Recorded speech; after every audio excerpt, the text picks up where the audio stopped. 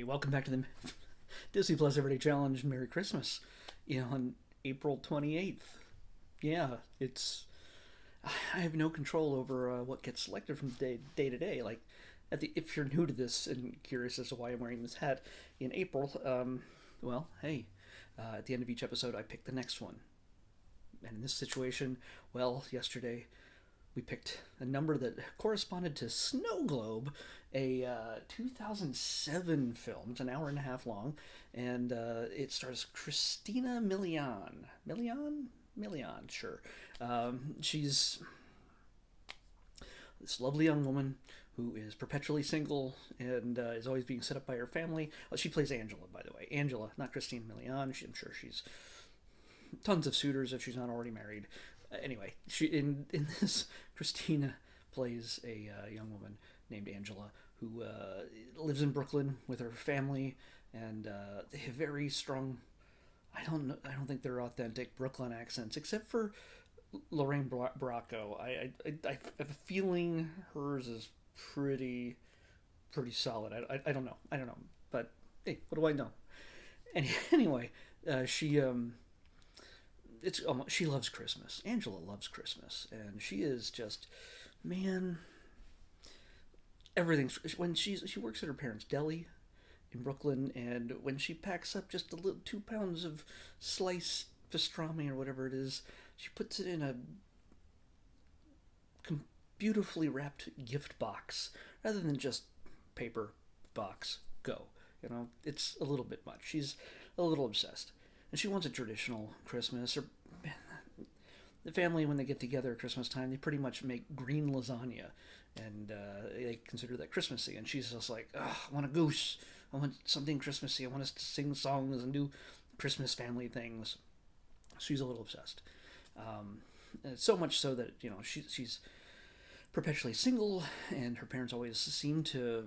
By the way, her dad owns the building in which they live, and they rent out to different people, and they seem to always rent out to single men that they hope that seem to make it through. They seem to all move in across away from Angela, and they are trying to set her up with a nice young man. And it hasn't worked out right. But there's a new guy across the way. His name is, I've already forgotten it. Eddie. He's played by Josh Cook. By the way, if you don't know the name Josh Cook, you've seen his face. He's a writer, but he's also an actor, and he's been in a ton of stuff. You can look him up. Josh Cook with an E at the end. Anyway, this is romance. By the way, you're probably thinking, why isn't this on the Hallmark Channel? Well, apparently it's a freeform movie, a movie that originally appeared on the ABC. It used to be the ABC Family Channel. They turned it to freeform. It's all owned by Disney, and I'm sure this is at a point where they were competing with the Hallmark Channel for the attention of people who watch that kind of stuff at Christmas time. And yeah, it's romance, it's fantasy, it's spirit of Christmas, blah blah blah, all that stuff, and it's pretty much what you expect it to be. It hits every note. I got to tell you at least the main premise why it's called Snowglobe. She suddenly gets gifted this snow globe. A guy delivers it to her, and she doesn't know who it's from. She pulls it out of the box. She's like, "Oh, this is beautiful. Somebody just knows me. It's just perfect, and I love this." And she's just happy this night, and she puts it by her bedside, cranks a little key on the side to make Christmas music, and she falls asleep. But she wakes up in another land that looks just like the interior of that snow globe, and she meets a man named Douglas who is super handsome, and he's super nice, and he loves Christmas and every Christmas tradition. And she meets a bunch of other people who are all like super into Christmas. Everything is perfect, and she's assuming it's a dream, so she just goes with it. She visits a few times. Every time she goes to bed, she wakes up in this other land, and it's just great. One time, though, she gets a gift from Douglas, and it's a pair of mittens, and she wakes up with them. So she realizes this is a real world, and well, a real as real as it can be. I don't know. So she keeps going back. She spends more and more time there, and to the point where she's just like, "Hey, Douglas, are we boyfriend and girlfriend?" And he is dumb as a post. He is as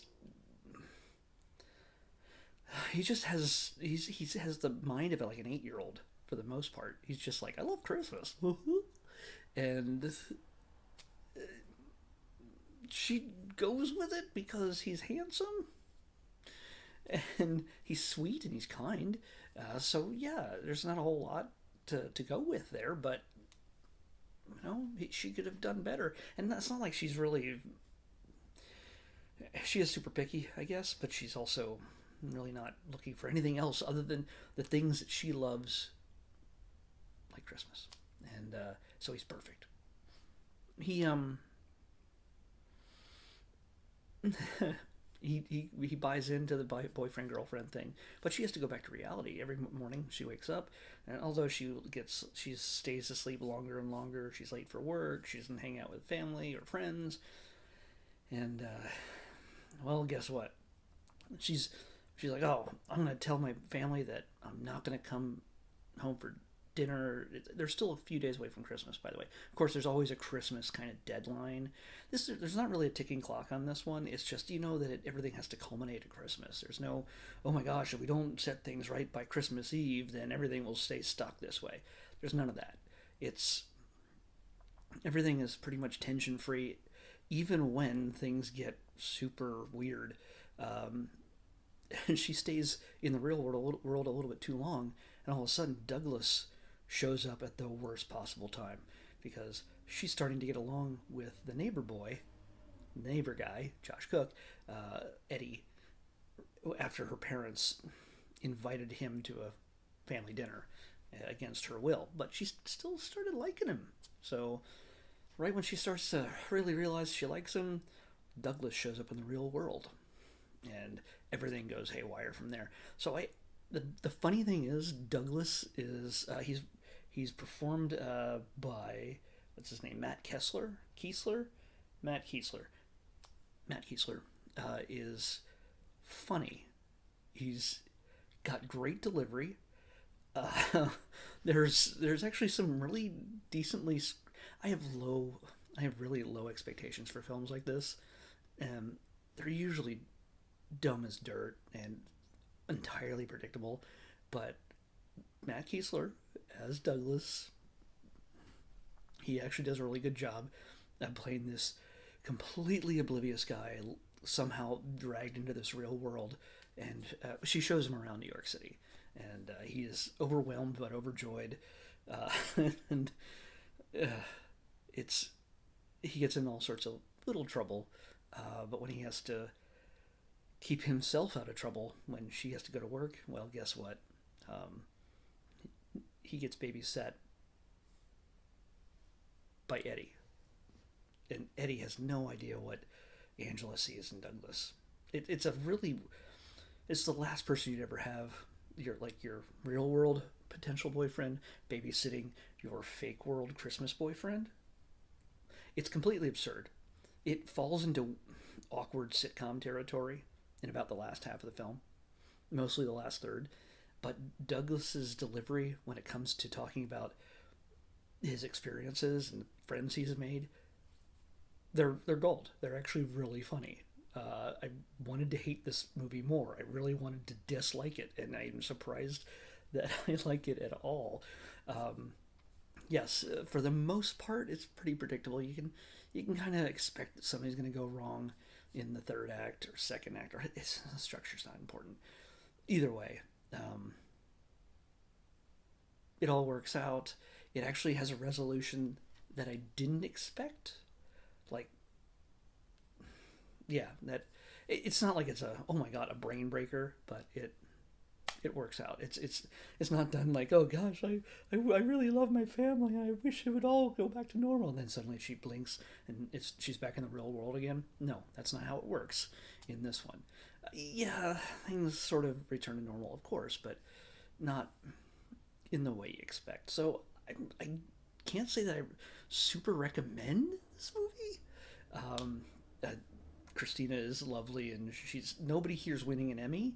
Not even Douglas, as much as I like his performance. It has nothing to do with the name, but um, it's a good cast. The family is wonderfully Italian, and well, they're Italian, but Cuban. The dad's Cuban and black. It doesn't matter about anyway. It really doesn't matter. But they're very Brooklyn, I guess. I want to say Italian because they seem to speak with an Italian accent, but it's also Brooklyn. So whatever. Either way, it's New York, so we'll go with that. But it's there. There's a funny supporting cast between her sisters and brother-in-law and uncles and whatever else.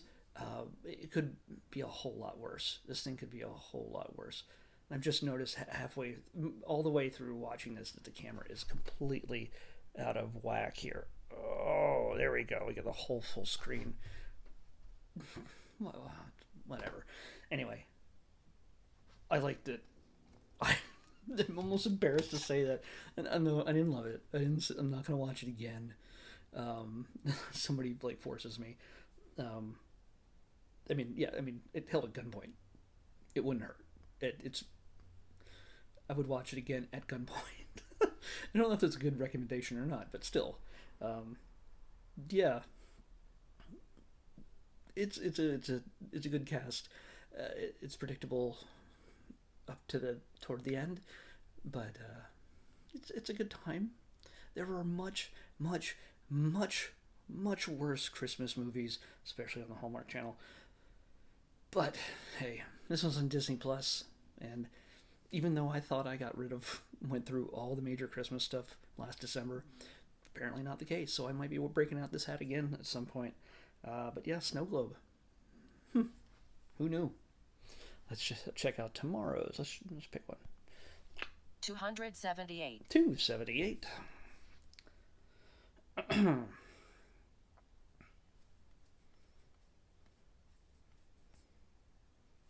Oh, all right. By the way, we got a short, which is incredible because it seems like the even numbered months, like April's 4th, the even numbered months, we get like one short. And I looked at this because it's been a while. Um, on the odd number months, we get boatloads of shorts, tons. So it's kind of great. This might be our first or second short in all of April, and we're almost done with the month. So anyway, we're going to be watching Kit Bull, which is a Pixar Spark short. Kit Bull, Pixar Smart Short, Kit Bull, on the Disney Plus Everyday Challenge. I'll see you back here tomorrow with that.